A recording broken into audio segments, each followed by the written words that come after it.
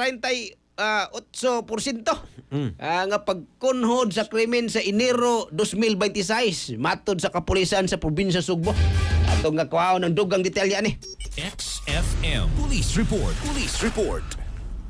Miubos og 38.93% ang ginatibuk ang krimen sa Cebu City buwan sa Enero 2026 ikumpara kini niadtong Enero 2025.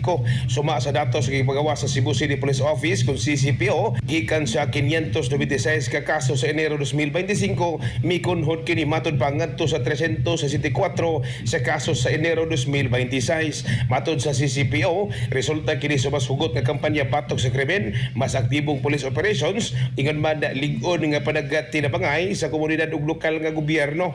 Sa index crimes mikunhod gamay ang kaso gikan sa 59 ngadto sa 57, ang murder ni ubos usab gikan sa 8 ngadto sa 7, samtang ang rape ni ubos usab gikan sa 8 ngadto sa 5, ang robbery ni ubos usab gikan sa 1 ngadto sa 3, apan bisaka ang physical injuries gikan sa 11 ngadto na sa 13 ug theft gikan sa 26 ngadto sa 28. Nakarecord sa bugo sa kaso sa karnaping karong tuiga.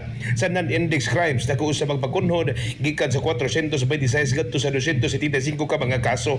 Labaw sa tanan ang vehicular ug traffic related incidents miubos pagkayo gikan sa 110 ngadto na sa 32 ka mga kaso o kapin 70% nga pagkunhod. Sumapas ka pulisan nga nakatabang sa mga resulta ang paggamit sa teknolohiya sama sa CCTV ug social media monitoring ug dugang sa mas daghang police visibility, night patrols, checkpoints ug pagpatuman sa Oplan Bulabog ug Oplan Pakig Sandorot uban sa Cebu City Government. Ipasabot sa kapulisan nga magpadayon sila sa ilang pagpanikamot aron magpabiling malinawon ug luwas ang dakbayin sa Sugbo alang sa tanang Sugboanon.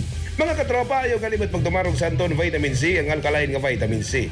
Alang sa kayusang Pilipino para sa Pilipinas, inyong katropa, June 14, XFM News. XFM Report.